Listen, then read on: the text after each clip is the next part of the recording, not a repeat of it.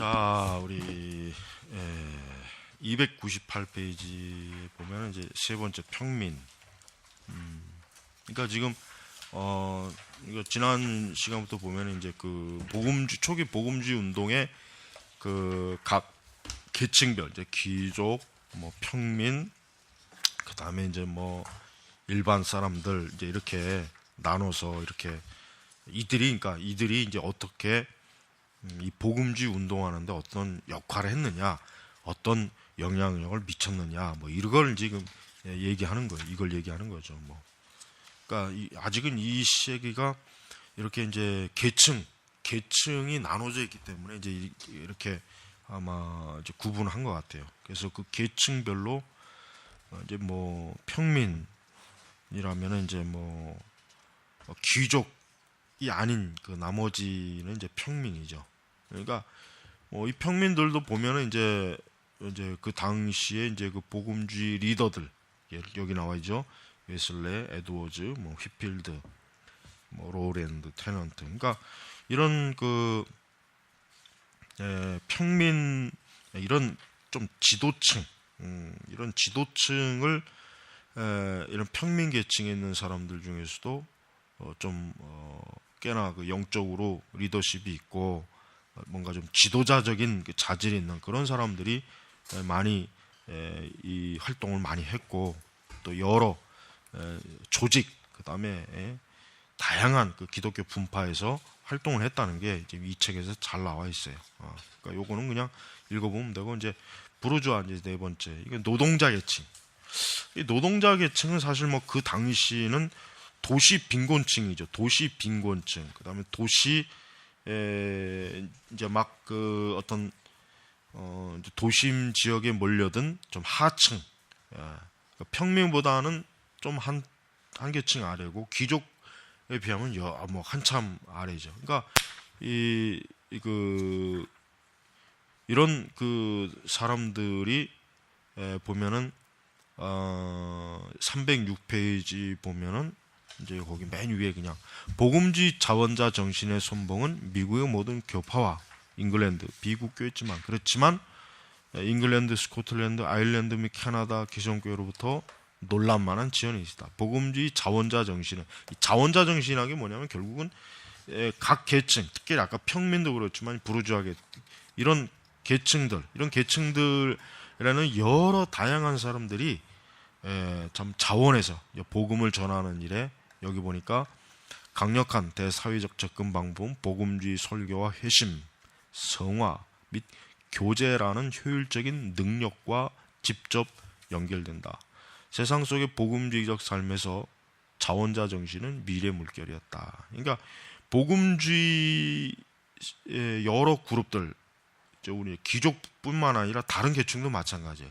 가장 특징이 뭐냐면 어떤 예를 들면 이제 국가 종교 같은 경우는 말 그대로 국가가 주도하는 그런 종교 운동이기 때문에 좀 강제성이 있고, 어떤 자원하는 그런 부분보다는 그냥 어떤 의무, 어떤 그런 요소가 있어요. 그러나 이 복음주의 운동이 확산될 수 있었던 가장 큰 이유가 뭐냐면 여기 말하는 것처럼 뭐예요?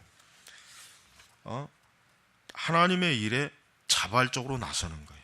그러니까 복음을 전하는 그 대의에 어떤 이익을 계산하거나 뭐 어떤 그런 것보다는 전반적으로 복음을 전하는 일에 있어서 보다 더 하나님께 헌신된, 거룩한 헌신된, 또 온 땅을 이제 복음화시키는 데 대한 그런 그 마음, 그런 마음을 공통적으로 다 가지고 있었어요. 그런 마음을 다 가지고 있고, 또 이제 이런 복음주의 초기 운동의 이제 가장 중요한 게 뭡니까? 그 전에 국교의 형태의, 특히 영국 같은 경우는 그렇죠. 영국 같은 경우는 국교회 안에서만 활동이 주로 기독교 신앙이었지만, 복음주의가 확산됨으로써 뭐가 시작됐냐면 대사회적인 활동. 그러니까 복음이라고 하는 게, 우리 이제 여기 뒤에 가보면 노예제도 반대가 나오지만은 복음이라고 하는 게 어떤 예배당 안에 딱 국교의 어떤 성당 예배당 안에만 딱 머물러서 여기서 의식을 진행하고 그러고 딱 끝나는 그런 형태가 아니라 복음주의는 뭐예요? 거리에서, 공장에서, 가정에서, 학교에서, 의회에서 곳곳에서 이 복음주의 확산이 굉장히 크게 확산이 되는. 그러니까 복음이 전해지면서 그 복음에 따른 정신, 그 복음에 따른 어떤 인간의 어떤 개혁, 어떤 이 사회 세상의 어떤 부조리한 죄, 악습, 악법, 어떤 잘못된 제도, 관습 이런 것들도 결국은 어떻게 해요? 복음으로 인해서 어때요?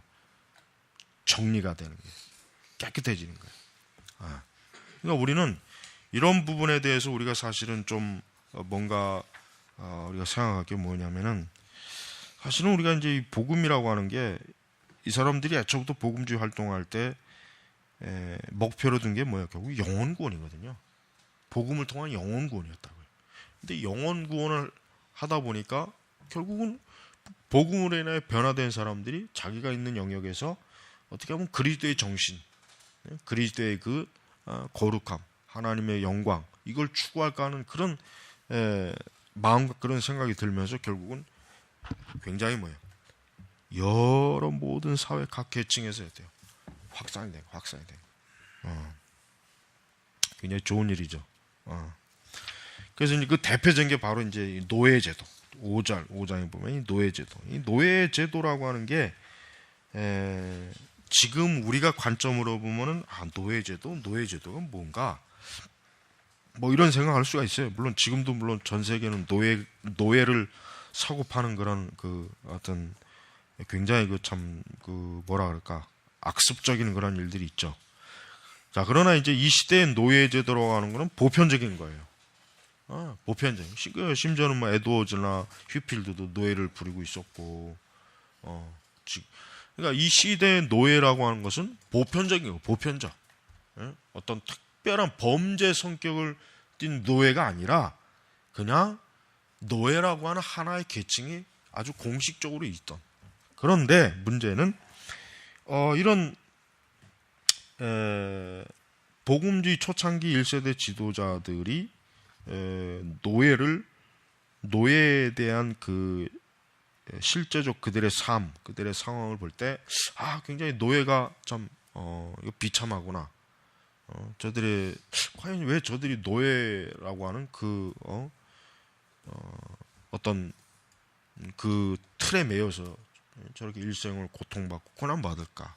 왜 노예라고 하는? 그러니까 아마 이제 그들은 성경적으로 노예에 대한 그 자신들의 관점을 아마 좀 새롭게. 그래서 307페이지 같은 경우는 의외로 에드워즈의 신학을 통해서 이 노예제도에 한 거. 그래서 여기서 보니까 레무얼 하인스라고 하는 사람도 그는 조나단 에드워즈와 칼빈주의 신학에 대한 헌신적인 방어와 전투적인 노예제도 반대를 이음새 없이 깔끔히 결합시킨다. 그러니까 그 다음에 이제 사뮤엘 호킨스가 대표적이죠. 이 사람이 이제 대표적으로 에드워즈의 그 신학을 가정해 에드워즈의 그 신학으로 노예제도에 대한 이 부조리, 노예제도에 대한 그 잘못된 것들을 굉장히 막 비판적인 시각을 가지고 설교를 하고 글을 쓰고 막 운동을 굉장히 열심히 한 사람이 있어요. 사뮤엘 호킨스가. 그래서 이 사람 자체도 이제 이 에드워즈의 신학을 기반으로 이 노예제도에 대해서 더 확고하게 반대하는 그런 마음을 가졌던 거예요. 그러니까 영국이나 미국이나 복음주의자들이 가장 먼저 이 노예제도에 대한 이 폐지, 이제 더 이상 노예제도라고 하는 것은 있어서는 안 되겠구나. 문명사회, 즉 이 세상이 점점 복음화되고 문명화되는데 이러한 세상에 어떻게 노예가 있어야 되는가라는 의문점을 제기하는 상황에서 이제 노예제도에 대한 그 반대가 이제 많이 공감화시켜서 웨슬레도 마찬가지고 노예제도에 대한 그 적극적 반대 운동에 같이 공감하고 참여하고 그렇게 이제 했습니다. 그래서 웨슬레 자신도 신대륙에 가서 노예들을 봤고 노예들의 비참한 생활을 봤기 때문에 영국에서 이제 웰퍼스나 이런 사람들이 노예제도 폐지 운동할 때 굉장히 적극적으로 지지했고 아주 많이 힘을 싫어졌어요. 그러니까 그 당시에 어떤 사회적으로 기독교인들이 복음주의자들이 가장 뭔가 하나님의 나라, 하나님의 공의, 그리스도의 정신에 위배된 게 노예제도라고 하는 것을 그들은 생각해서 그거 철폐한 일에 가장 많은 공을 기울였어요. 마치 이제 1900 말에서 이제 20세기로 넘어오는 시기에 미국의 이제 복음주의, 근본주의자들은 금주 운동을 열심히 했죠. 술을 먹지 말자. 그래서 결국은 1914년인가 그때 이제 14년인가 그때 이제 막 금주 운동을 금주법이 막 이제 시행이 돼요. 금주법. 그게 왜 그러냐? 그게 이제 미국의 복음주의 기독교인들이 이 술로 인한 이 폐가 너무 심하니까 국가적으로 술을 못 먹게 해야 된다라는 그런 여론을 굉장히 막 불러일으켜서 결국은 금주법까지 이제 만들어지는 과정이 생긴단 말이에요. 그러니까 바로 그것처럼 노예제도라고 하는 것도 사실은 기독교가 아니었으면은 노예제도가 계속 아마 여전히 19세기나 20세기까지도 어떻게 보면 공식적으로 왔을지도 모르겠다. 이제 그런 생각이 들어요.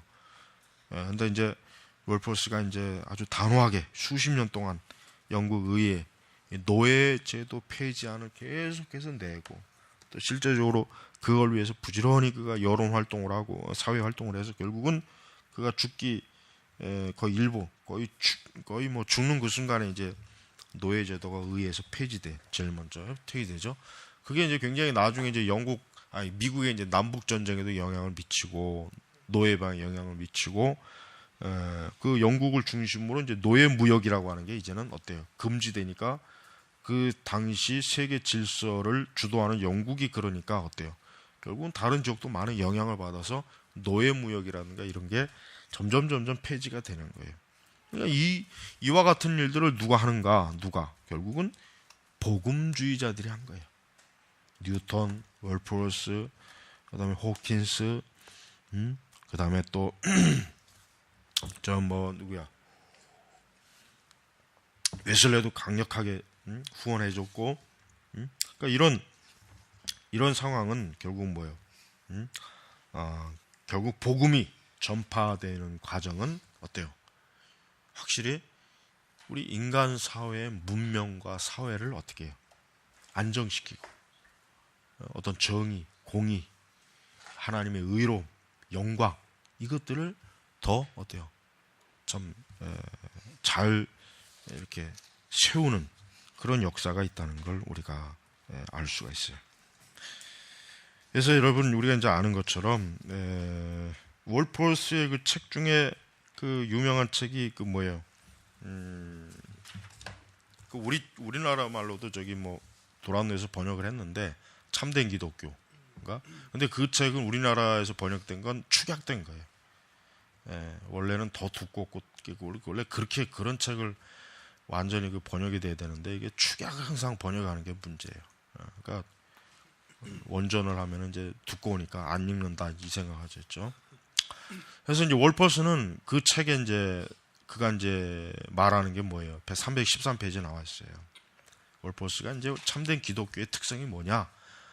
굉장히 사회적인 메시지예요, 사실은. 그렇지만 결국 복음이라고 하는 게 뭐예요? 복음이라고 하는 것은 인간이 살아가는 모든 세상에 어때요? 강력한 영향력을 준다 이거 영향력을. 그래서 여기 중간에 보면 월포스는 이런 논증을 토대로 동료 국민들에게 선택안을 제시한다. 타락한 예절, 왜곡된 도덕, 넘치는 방탕, 신뢰할 수 없는 신앙, 논박과 유행 때문에 불신앙이 커져가는 프랑스의 길을 따를 것인가? 애꿎은 프랑스를 또 그냥 이렇게 막 영국 사람들의 그 경쟁 심리를 이용하는 거죠. 프랑스에 대한 경쟁 심리가 그 당시 굉장히 강했거든요. 지금도 마찬가지지만 프랑스가 이런데 영국마저도 이래야 되겠냐 이제 막 이런 거. 그러면서 아니면 도덕적이며 안정적이고 거룩한 사회 질서를 따를 것인가. 그러니까 웰포스는 자신의 책에서 참된 기독교의 실천적 원리가 무엇이라는 것을 거기에 아주 정확하게 잘 썼어요. 그러면서 어때요? 결국 기독교라고 하는 것이 단순히 예배당 안에서의 기독교가 아니다. 단순히 사람들이 기독교라고는 배지를 딱 그저 차고 그게 기독교가 아니라 진짜 우리가 살고 있는 이 세상에 아까도 얘기했지만 이 모든 인간의 죄성으로 인해서 왜곡되고 뒤틀리고 뒤집어지고 막 엉망진창이 된 세상을 바로잡는다. 이거 바로잡는다. 바로잡는다. 그게 뭐 사실은 지금 월프로스가 얘기하는 거예요. 그러니까 우리도 사실은 뭐 월프로스의 이런 참된 기독교의 주장을 우리는 사실은 우리 개혁주의도 잘 받아들여야 돼요. 잘 받아들여서 사실은 오늘날 우리가 사는 세상에도 여전히 참 굉장히 참 부조리한 면이 많이 있죠. 그러니까 교회는 그런 거에 대해서 사실은 이제 침묵하지 말고 우리가 하나님 말씀을 통해서 그런 것들을 바로잡는 그런 참 중요한 요소가 있어야 됩니다. 그러나 이제 6장으로 나오면 복음지적 노예 반대 운동의 한계라고 했습니다. 그러니까 이 노예 반대 운동이라고 하는 게 쉽지가 않죠. 오죽하면 미국에서는 링컨이 어떤 결국 뭐 표면적으로는 결국 노예제도 문제 때문에 전쟁이 일어날 정도로 노예제도라고 하는 것은 그렇게 간단하게 빨리 할 수 있는 게 아니죠. 그래서 이제 노예제도라고 하는 것도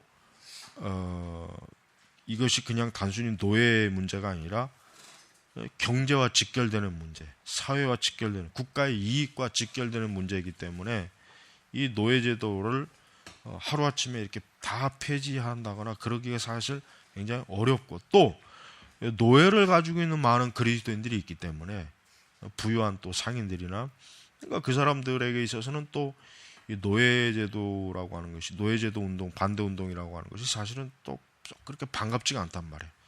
그러니까 이런 복음주의권에서 이 노예제도 운동이라고 하는 것은 분명한 한계점이 있어요. 한계점이 있지만 그러나 이 노예제도는 결국은 그런 한계라고 하는 것이 왔을 때 주춤하지 않고 지속적으로 그 노예제도를 반대하는 그 일을 그 당시 초기의 복음주의자들은 계속해서 전진하는 가운데서 결국은 노예제도를 결국 폐지하는 그러한 일을 영국은 결국은 이루어집니다. 이제 미국은 이제 실패했다고 그랬죠. 그러나 미국 복음주의 노예제도 반대 운동은 실패했다. 미국의 노예 소유주가 너무 많았다는데 그 중에 상당수가 돼요. 복음주의자. 미국의 노예들이 거의 대부분 어딘가 남부에 있다. 그러니까 남부는 거의 복음주의 신앙이거든요. 남부에 있는 그 많은 노예 소유주들이 백인 보수적 그리스도인들이거든요. 그러니까 이 사람들은 자기들이 지금 노예가 없으면 어때요? 그 남부의 광활한 땅에 목화 농사, 이런 밀 농사, 이런 농사가 안 되는 거예요. 노예 해방에서 저들이 다 자유를 찾게 되면은 굉장히 많은 타격을 입거든. 미국의 그 남부는 전통적으로 기독교이지만 이 노예제도 반대에 굉장히 좀 소극적이었고 사실은 노예제도 자체를 사실은 성경적으로 합리화했죠. 노예제도라고 하는 것은 성경적으로 볼 때 옳은 것이다. 이렇게 많이 신학자들이 남부 출신의 신학자들이 많이 합리화를 했습니다. 자, 하지만 이렇게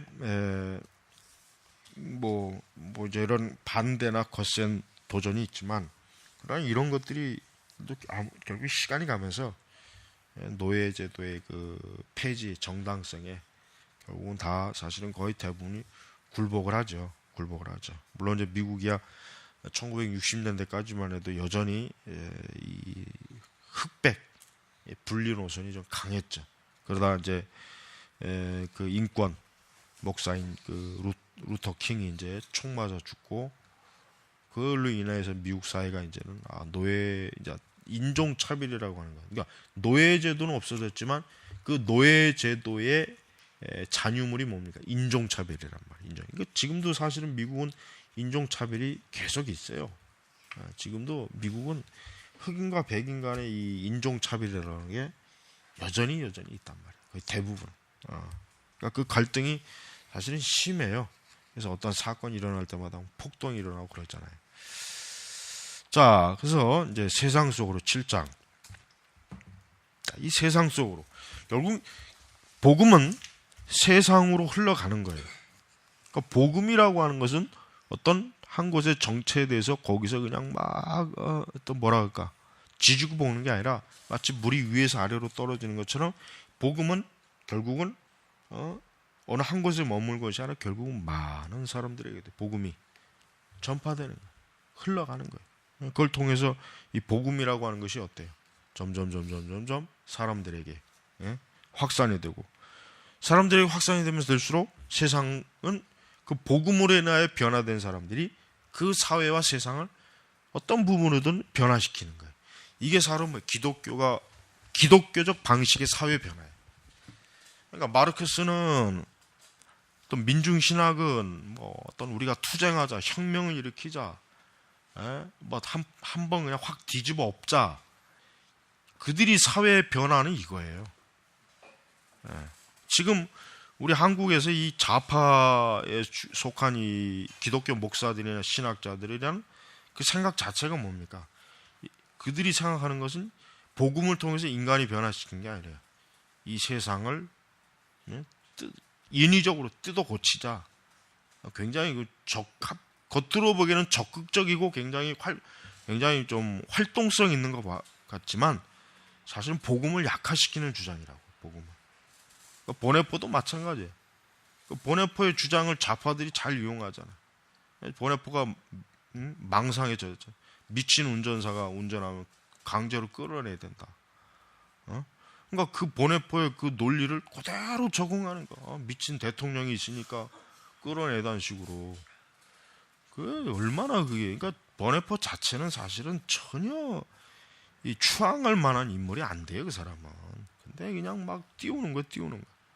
그러니까 그 인위적으로 띄운 거야. 우리 한국은 또 뭣도 모르는 인간들이 보네포에 미쳐갖고 또 그냥 그 설교집 읽고. 근데 보네포의 설교와 글을 가지고는 기독교를 세워줄 수가 없어요. 그건 어리석은 거예요, 어리석. 그래서 우리가 이런 그 복음주의라고 하는 것이 얼마나 사실은 이 세상에서, 이 사회에서 어때요? 곳곳에 사실은 다양한 분야에 많이 퍼졌죠. 그러나 그 중에서 이제 에드워즈 같은 사람도 의외로 에드워즈가 참 많은 영향을 꾸준하게 미친 그런 사람으로 지금 이 책에서는 드러내고 있어요. 그래서 우리는 이 복음주의 운동이 확실히 그 어느 때보다도 초기의 그 지도자들, 가장 이 복음주의 운동이 이렇게 확산될 수 있었던 가장 큰 원인은 뭐예요? 지도자들이, 좋은 뛰어난 지도자들이 있었기 때문이 아닌가 하고 우리가 그렇게 볼 수가 있습니다. 그래서 우리는 사실은 종교개혁 이후에 청교도 운동이 일어났고, 그 다음에 그 청교도 운동이 지난 다음에 사실은 복음주의 씨앗이 조금씩 일어나다가 복음주의가 이제 태동이 한 거예요. 그러니까 이제 이 시대에는 무엇이 문제냐면은 이 시대에는 그 전 시대보다 신학적으로 좀 이게 어때요? 낮아요. 그러니까 신학적으로 교리적으로 보다는 좀 느슨해진 거. 그러니까 애시당초부터 이 복음주의 초기의 운동에 꼭 문제점을 끄집어내야 된다면 뭐냐면은 확실히 그 이전에 뭐 칼빈이나 루터나 청교도 시대보다는 어떻습니까? 교리적, 신학적으로 기준이 굉장히 좀 포용적이고 넓어지고 좀 낮아졌다는 거. 그래서 좀 더 느슨한 형태의 그 신학으로 더 많은 사람들이 모여서 조직과 단체를 이루어서 어떤 복음, 뭐 선교 이것을 이렇게 전 세상에 전파하는데 사실은 뭐 그렇게 많이 좀 활용을 했죠. 그러니까 우리는 이 부분에 있어서 사실은 개혁주의하고 다른 게 바로 이거예요. 개혁주의하고 복음주의하고 좀 구분을 항상 둬야 돼요. 절대 개혁주의는 복음주의가 아니에요, 사실은. 복음주의도 개혁주의는 아니에요. 그러니까 개혁주의라고 하는 건 뭐예요?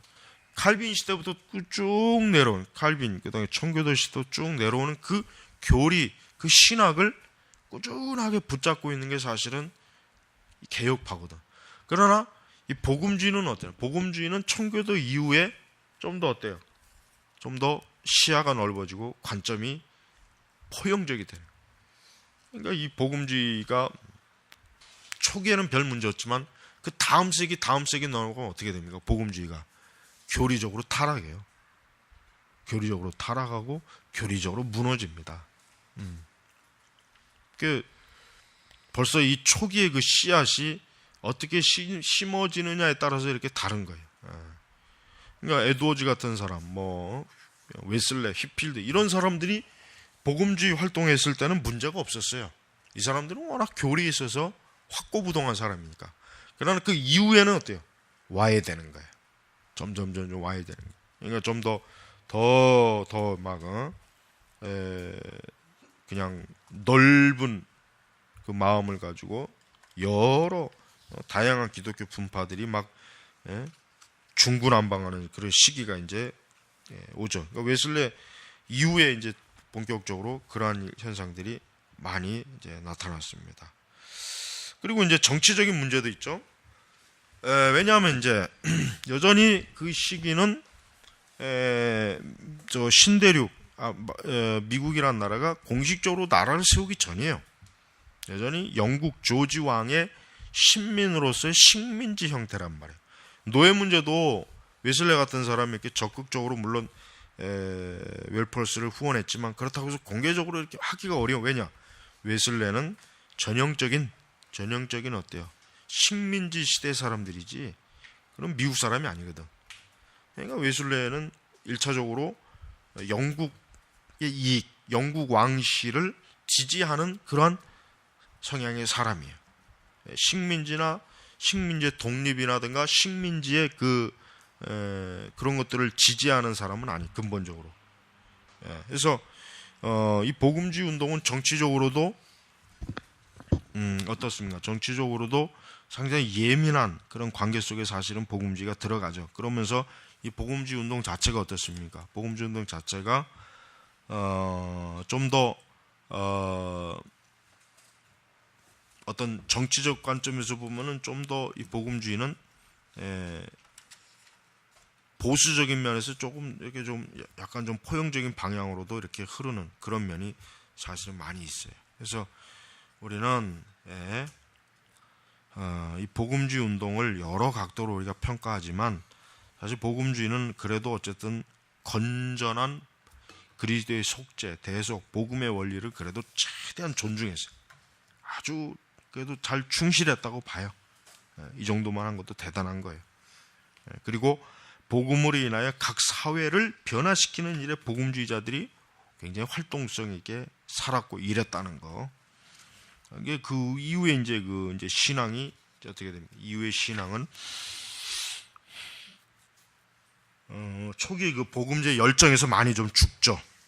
초기 복음주의자들의 열정, 뜨거운 열정에서 많이 좀 쇠퇴해요.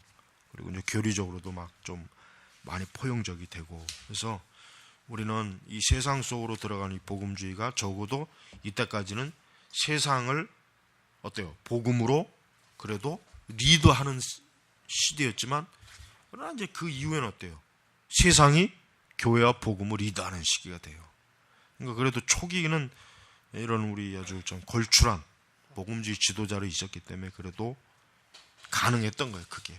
그러나 그 이후에는 에드워즈나 휘필드나 웨슬레, 월펄스, 뉴턴 이런 사람들이 없어요. 그러니까 약해요. 쇠퇴하는 거예요. 그래서 우리가 이런 복음주의적 활동에 있어서 얼마나 많은 위대한 하나님의 사람들이 수고하고 애를 썼는가를 우리가 일단은 잘 알고 있어야 돼요. 자, 잠깐 쉬고 다음 주 9장으로 넘어갑니다. 이 복음주의 운동에서 특별히 여성이나 남성들이, 특히 여성들이 아주 그 이전 세기에 비해서는 골고루 특히 구제, 뭐 선교, 그다음에 사회 봉사 이런 부분, 그다음에 감리교 같은 경우는 뭐예요? 설교. 근데 여기 이제 1803년 329페이지 보면 1804년에 웨슬리파 대회는 여성의 설교를 금지 가결했다. 이제 이렇게 잠깐 나오죠. 그만큼 그 아래쪽 보면은 엄청난 수의 활발한 여성 설교자가 있었다, 이렇게 이제 잠깐 표현이 나오죠. 그러니까 이렇게 이제 여성 설교자가 있었다는 것은 그만큼 어때요? 여성이 기독교 활동하는 일에 아주 엄청난 변화가 있었다는 걸 의미해요. 그래서 복음주의는 여성들이 기독교 활동을 하는데 굉장히 좀 어때요? 좀 개방적이었다, 이렇게 평가할 수 있어요. 그리고 이제 신학, 이제 요게 좀 중요해요. 이제 왜냐하면 아까 제가 이제 잠깐 얘기했지만은 우리가 이제 복음주의를 무조건 좋게만 평가하기는 어려워요. 왜냐하면 복음주의라는 자체가, 여러분, 이제 여기서 이제 우리가 좀 얘기할 수 있는 것은 부흥운동이 꼭 좋은 쪽만으로 볼 수는 없어요. 왜 그러냐? 부흥운동이 일어나고 나면은 항상 뭐가 문제가 생기냐면 기독교가 어떤 그 체험적인 또 감정적인 그 기독교의 그 정서가 지배가 돼요.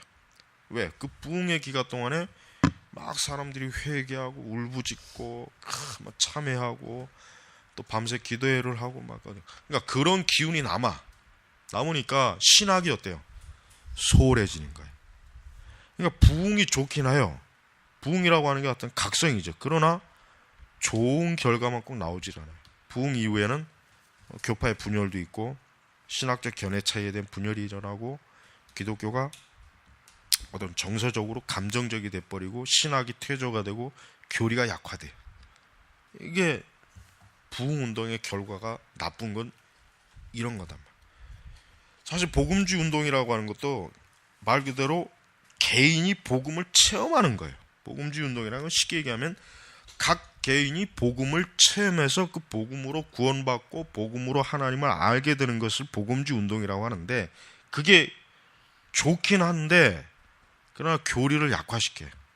사람들이 점차적으로 교리나 신학보단 내가 하나님을 개인적으로 아는 것, 체험하는 것, 이게 더 좋은 것이다 라는 굉장히 큰 망상에 빠진단 말이에요. 그래서 우리는 이런 부분에 있어서 사실은 어때요? 이런 부분에 있어서 좀 주의래. 그러니까 우리가 이런 역사를 배우면서 이 복음주의 운동이 꼭 좋은 결과만 이루어졌다고는 볼 수 없다는 걸 꼭 알아야 돼요. 자, 이제 본론으로 들어가면은 여기서 이제 복음주의의 좀 긍정적인 면을 좀 발휘해야 되는 뭡니까? 성경의 권위를 당연하게 받아들였다. 성경의 권위. 그러니까 복음주의자들이 강점이 뭡니까? 히필드나 웨슬레, 에드워즈의 강점이 뭐냐? 그들은 성경주의였어요. 성경주의. 그들은 성경을 절대적으로 앞세운 사람이에요. 물론 그 앞시대 사람들이 그렇다고 성경을 소홀히 한 건 아닌데, 그러나 복음주의가 확장하는 데 있어서 가장 큰 요인이 뭐냐면 성경 절대주의예요. 성경 절대주의. 왜냐하면 존 칼빈이나 루터 시대를 비롯해서 이제 17세기까지는 사실은 여전히 논쟁의 시대였거든요. 뭐 어떤 논쟁입니까? 교리적. 왜? 카톨릭과의 교리적 논쟁이 상당히 강했다고요. 그러나 그 이후 18세기 들어오니까 이제 그런 교리적 논쟁은 이제 정리가 됐어요. 이젠 더 이상 카톨릭과 개신교 간에 뭐 루터교와 개혁파일 간에 뭐 쓸데없이 불필요한 종교 논쟁할 그게 별로 이제 남아있지 않아요. 그 다음 이제 뭡니까? 이제 확장. 그러니까 그 이후 세대 18세기에는 이 성경이 하나님 말씀, 복음이다. 유일한 구원의 말씀입니다. 메시지다라고 하는 것을 어때요? 이제는 포괄적으로 증거하는 거예요. 그러니까 히필드도 가는 곳마다 성경을 설교했죠. 웨슬레, 루터, 에드워즈, 그 외에 뭐 또 여러 다른 복음주의 지류 분파들도 성경의 권위만큼은 어때요? 절대적으로 받아들였더라고요. 그래서 이 성경을 아주 앞세운 그러한 운동이 사실은 복음주의 운동이에요. 복음주의. 그래서 이 성경의 권위가 높아질수록 이 복음주의자들의 사역은 어때요? 점점 더 이 성경을 집중한 그러한 사역으로 나아갔죠. 그다음에 이제 복음주의자들은 여기 331페이지 보면은 복음주의자는 그리스도의 신성, 삼위일체, 인류의 재성, 인간의 신적 구원의 필요성 같은 교리를 다채롭게 하거나 때로는 활력을 부여했다 그랬습니다. 그러니까 복음주의자들의 초기의 생명력은 바로 여기에 있는 것입니다.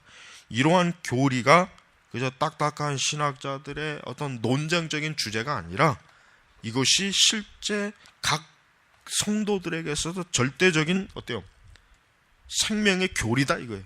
그래서 그 시대에는 어린아이들도 그리스도의 신성, 삼위일체, 인류의 재, 예정, 예지, 전적 타락, 이런 신학적 논쟁에 있어서 아주 전문가들이었어요. 전문가들. 굉장히 그러니까 그 시대에는 굉장히 수준이 높았다는 거 봐야 돼요. 그다음에 이제 아까 이제 찬송가 얘기가 잠깐 나오지만은 아이작 왓슨이라든가 그다음에 이제 우리가 유명한 그 찬송가 작곡자들이 사실 18세기 많이 나타났죠. 그 사람들이 사실은 작시 작곡한 곡들이 서서히 개신교의 각 교파에 들어갔어요. 그래가지고 지금으로 치면은 전통적인 시편 찬송가나 이런 걸 서서히 이제는 배격하고 이 사람들이 지은 찬송곡들이 들어가서 회중 예배 시간에 이런 곡들을 막 불렀다. 에드워즈도 시편 찬송가를 부르다가 그 당시 영국에서 이제 곡들이 막 들어오니까 전통적인 교인들은 시편 찬송가를 불러야 된다. 좀 젊은 층들은 왓츠나 이런 사람들의 곡을 좀 새롭게 우리가 받아들이자. 막 이렇게 이제 그래서 같이 막 부르고 그랬단 말이에요. 그러니까 이 찬송가 찬송시가 뭡니까? 복음주의자들이 강조하는 교리를 바탕으로 한 그런 주제들을 작시 작곡을 해서 보급을 한 거예요. 그래서 회중들이 그걸 부르면서 하나님께 예배드리고 자신들의 신앙을 다지도록 한 거란 말이에요. 그러니까 우리는 지금 그 당시 찬송가 지금의 CCM하고 비교할 수는 없어요. 지금의 CCM은 아까 얘기했지만은 이런 중요한 성경의 교리를 담아내진 않지. 지금의 CCM들이라고 하는 것은 내가 하나님을 어떻게 느끼느냐는 것을 가지고 작시 작곡한 곡들이 불려지지. 중생, 삼위일체, 인류의 지혜, 구원 이런 내용을 다룬 교리로 곡을 쓰거나 그런 사람은 없잖아요. 그런 곡들을 우리 환영받지도 않는다고 사실은. 그러니까 우리가 CCM을 사실은 철저하게 배격해야 돼요. CCM을 그거를 자꾸 그거를 좀 포용적 입장에서 그래도 요즘 애들이 좋아하는데 이런 걸 좀 부르면서 좀 예배도 참여하고 그러면 좋지 않겠냐 했는데 그거는 어리석은 말이에요. 그건 말도 안 되는 거예요. 그런 식으로 해서 교회 사람들이 온다고 해도 그들이 진정한 그리스도인이 될 가능성은 없어요. 그런 식으로 해가지고. 그러니까 우리가 이 신학에 있어서 물론 이제 그 이전 17세기에 비하면 신학이 조금 이게 좀 이렇게 뭐랄까 그 전보다 확실히 좀 낮아진 건 사실이에요. 확실히 낮아진 건 사실이에요. 그러나 좀 더 실천적인 면에서 더 기독교 신앙이 확산된 것도 역시 사실이에요. 그러니까 우리가 그걸 그렇게 봐야 돼요. 자, 332페이지 보면은 거기에 이제 뭐가 나오냐면은 사장이 언급되었듯이 복음주의자들은 서로 다른 접근법을 채택하여 교리에 다가가기 때문에 논쟁이 더 복잡해진다. 조직신학적 정확성, 종종 칼빈주의자 보다 협의적인 구원론, 웨슬리파, 알미니안주의자, 경건의 고향을 목적으로 의도적인 교리 무시, 모라비아파 특히 또 전래된 교리 공식들에 대한 자발적 수용, 잉글랜드 국교파들, 위 언급된 복음주의자 내부 수많은 교리 분쟁은 거의 수여할 신학 원리가 무엇인지, 가장 좋은 신학방 무엇인지에 대한 입장차가 이제 발생하는 거죠. 요게 이제 요 시대에 이제 그 뭐 세대주의도 나오는 것이고, 이 시대에 이제 뭐 천년왕국에 대한 다양한 견해도 나오는 것이고, 알미니아는 알미니아대로 더 좀 치밀하게 교리 전개하고, 이렇게 복음주의자들이 또 어쩔 수 없이 이런 신학적, 교리적 차이점에 대해서 이제 서로 간에 의식을 하지 않을 수 없는 그런 시기가 된 것은 사실이다. 그러니까 이 시기에 이제 그래도 개혁주의, 칼빈주의라고 할 수 있는 그 부류들은 그래도 어때요? 영국의 청교도, 비국교도들의 영향을 받은 그 부류들이 그래도 장로교도들 특히 그들이 그래도 개혁파의 그 원리에 이제 서 있다고 봐도 이제 틀림이 없습니다. 그리고 이제 역시 세례, 또 성찬 이런 부분에서 논쟁이 있었긴 하지만, 이건 그렇게 크게 그렇게 문제가 되거나 이것 때문에 교회가 큰 어려움이 그런 건 없어요. 이거는 그렇게 큰 문제가 안 됐어요. 18세기는 전혀 교리적 논쟁거리가 아니었던 문제가 세계를 지나 살아날 뿐만 아니라 중요한 문제가, 흔히 칼빈주의 대 알미니안주의 대립문에서는 개인 구원 문제, 이런 차이점들의 중요성을 비하하지 않아야겠지만, 20세기 초반의 전망에서 바라볼 때 첫 세대 복음주의자 사이에 실질적인 신학 일치가 조금이라도 있었으면 알 필요가 있다. 거의 모두가 원죄, 이신칭의, 대속, 성화, 적어도 이 부분에 있어서는 그 당시에 대다수의 교파들의 신학자들이나 목회자들은 수용을 다 하고 있었다 이거예요. 그러니까 이 부분에 있어서 그렇게 크게 치명적인 논쟁이나 이런 부분은 없었다, 이렇게 이제 보면은 됩니다. 그 다음에 이제 그 333페이지 맨 하반절에 보면은 19세기 중엽 비브리카 레포토리 및 프린스턴 리뷰에서 18세기 웨슬리파에 대한 긍정적 평가가 여기 잠깐 나와 있어요. 칼빈주의에 대해 일체 양보가 없는 미국 잡지는 여기, 자, 18세기 웨슬리파에 대한 긍정, 타락으로 인한 인간의 손상, 인간의 선천적 타락과 하나님으로부터의 소외, 인간의 절대적인 구속주의 필요성, 그리고 자신을 구원할 수 없는 전적 무능력, 성령에 의한 중생의 필요성, 공로에 의하지 않고 예수님의 피와 의 안에 쏟은 믿음에 의한 칭의, 오직 인류에게 돈 없이 값도 없이 거저 주시는 구원의 제공, 공로로 천국 가는 것이 아니라 천국의 연합 적합한 성결의 필요성, 그들의 설교 꾸러미는 이런 항목으로 채워졌다. 여러분, 웨슬레파가 뭐예요? 우리가 웨슬레파를 잘 이해를 못하면은 웨슬레파가 그냥 엉성한 그저 그런 삼류 집단이라고 생각하지, 사실은 그렇지 않습니다. 웨슬레 자신이나 웨슬레가 그 가르치고 거느린 평신도 설교자들은 굉장히 선명한 기독교의 근본적 교리를 어때요? 잘 설교했어요. 그걸 알아야 돼요. 우리는 이 시대에 일반적으로 이런 복음 운동을 하는 사람들이 허술한 설교를 했을 거라는 생각을 하면 안 되죠. 굉장히 치밀하고 정말 알아야 되고 배워야 될 신학적 그런 문제에 대해서 그들의 설교에서 잘 설교했다는 걸 우리가 알면은 됩니다. 자, 그래서 333페이지 중반에 보면은 18세기 독특한 색깔로 채색된 당시 알미니안주의자들은 웨슬리파를 선두로 다음 내용을 받아요. 첫째는 네 가지죠.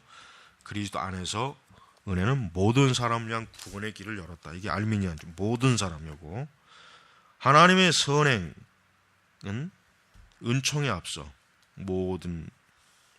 오는, 그러니까 이제 하나님의 선행 은총은 의롭게 하시는 은총에 앞서 오는 가능한 은총, 자비롭게도 모든 인류의 자유의지를 회복다. 여기도 모든 인류의 자유의지 회복.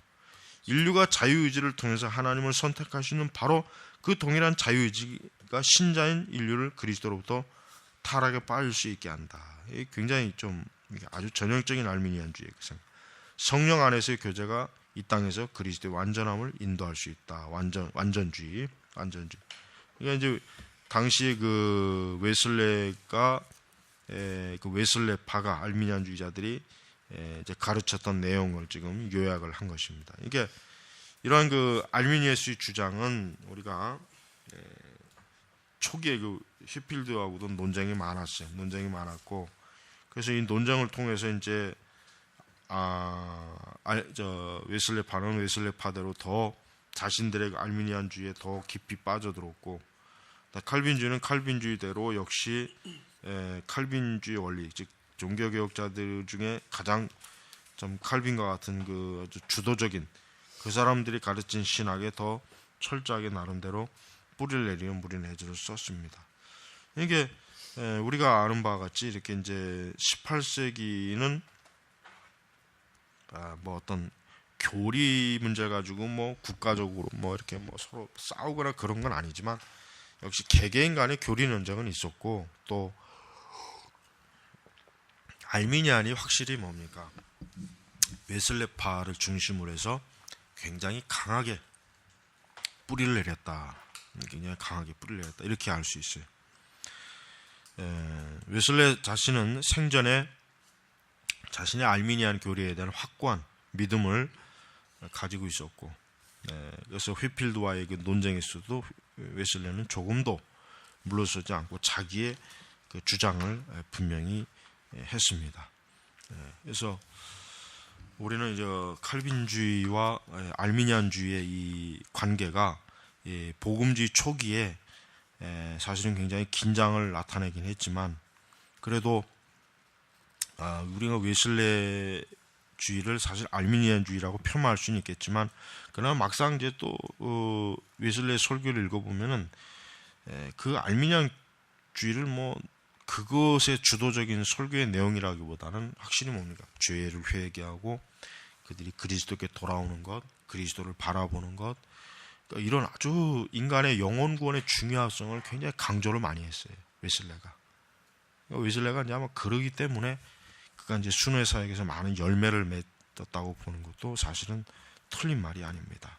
그래서 우리가 휘필드나 웨슬레나 다 당대 위대한 사람이었고, 또 그들은 하나님을 경외하고 섬기는 일에 역시 둘 다 동일한 열심과 헌신이 있었어요. 그러니까 칼빈주의든 웨슬레주의든 간에 알미니안주의 간에 그 시대에 그 양측에 있는 그 사역자들, 평신도 일꾼들은 엄청난 열심을 가지고 복음을 전하는 일에 역시 공동 전선을 폈다는 것은 사실이에요. 그래서 우리가 이렇게 이제 알고 있으면 되고, 칼빈주의는 칼빈주의 나름대로 어떻게 하면 이 복음이 모든 사람에게 들어갈까라는 그런 좀 고심을 많이 했다는 걸 우리가 알 수가 있습니다. 자, 그다음에 이제 그 유명한 이제 휘필더 웨슬리의 논쟁, 뭐 이 두 사람의 논쟁은 참 유명해요. 두 사람 다 참 나름대로 그리스도를 사랑하고 하나님을 사랑하지만, 그러나 그 둘 사이에 있는 그 교리적 논쟁은 사실 어때요? 변함이 없고 흔들림이 없습니다. 그래서 이제 웨슬레파는 이런 부분에 있어서 굉장히 조심성 있게 이 모든 것들을 잘 나갔죠. 그래서 웨슬레 스스로도 물론 이제 웨슬레가 이제 이 모든 사역을 다 마친 후에 그 이후에 이제 감리교가 이제 영국과 미국이 서로 이렇게 서로 갈라지고 그러면서 이제 서로 이제 뭐 독립적 형태의 신앙을 이루긴 하지만, 그러나 어쨌든 웨슬레의 그 영향은 그 감리교라고 하는 그 뿌리에 굉장히 오래도록 남아 있었다 하는 것을 우리는 알 수가 있습니다. 자, 그래서 이제 이런 부분, 그다음에 이제 336페이지에 이제 잠깐 나오는 건 이제 뭐 존 플래처 이제 율법 폐기론 전제 이런, 그러니까 신학적 논쟁과 철학적 논쟁이 같이 갔다. 그래서 이걸 통해서 좀 더 복음주의는 확고한 내구성을 가지고 있었다 이렇게 이제 보면은 됩니다. 그래 이제 다만 이제 좀 아쉽게 생각하는 건 그 웨슬레가 이제 사실은 더 오래 살았죠. 휘필드가 좀 생을 좀 비교적 일찍 마쳤고 그러다 보니까 이제 그 19세기에 이제 알미니안주의가 사실은 그 당시 개신교에 굉장히 광범위하게 퍼질 수 있었던 요인 중 하나도 이 웨슬레 사역의 참 결과물일 수 있어요. 웨슬레가 굉장히 그 젊은 시절부터 휘필드와 교리 논쟁을 많이 했고 자기가 가지고 있는 알미니안주의에 대한 믿음을 분명했기 때문에 좀처럼 어때요? 그 알미니안주의를 포기하지 않았어요. 오히려 더 강하게 알미니안을 더 이제 한 거죠.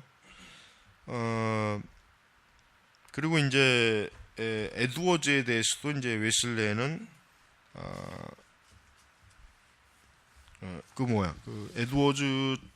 에드워즈와 웨슬레가 만나거나 그런 일은 없었죠. 그러나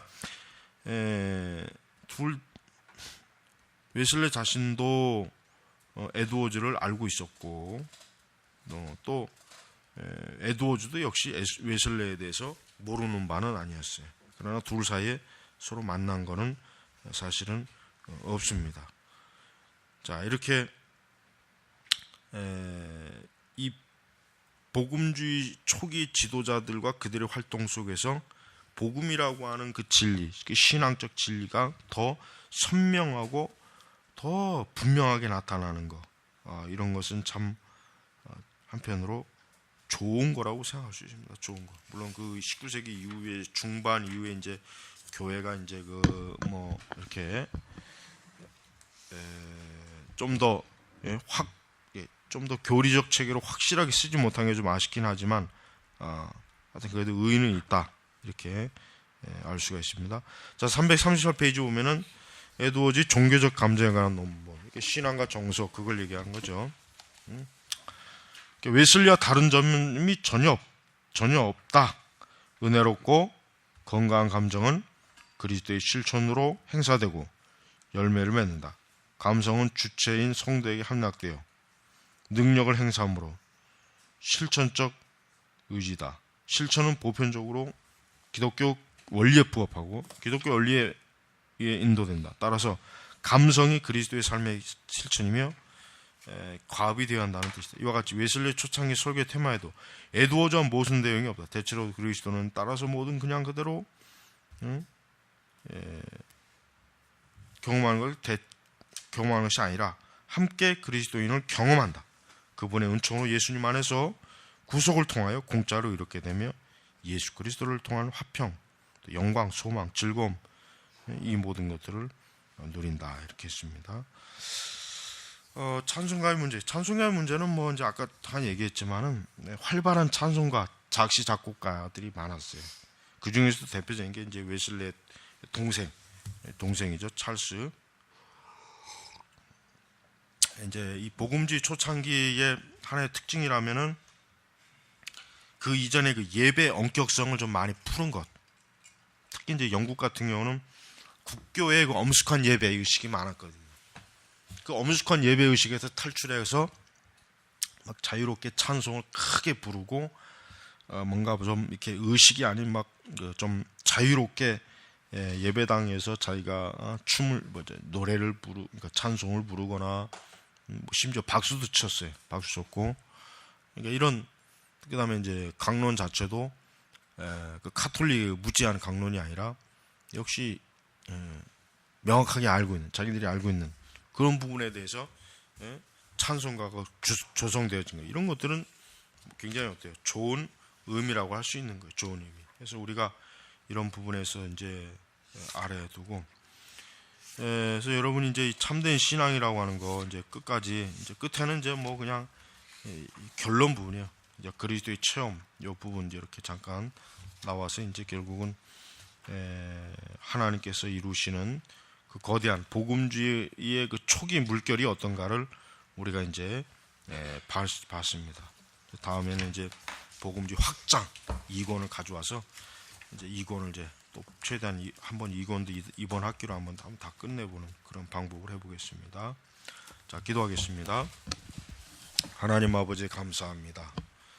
우리가 날마다 이 복음을 전하고 복음에 대한 신학을 배우고 우리가 말씀 안에서 늘 견고하게 서 있어야 되는데 저희가 하나님에 대한 바른 이해와 지식을 가지고 살아가고 이걸 바르게 가르칠 수 있는 참 명철함을 주시기 원합니다. 오늘도 공부한 저희 모두를 축복해 주시고 오늘도 하나님 안에서 복되게 남은 시간을 보내게 하소서. 감사하며 예수님의 이름으로 기도 올립니다. 아멘.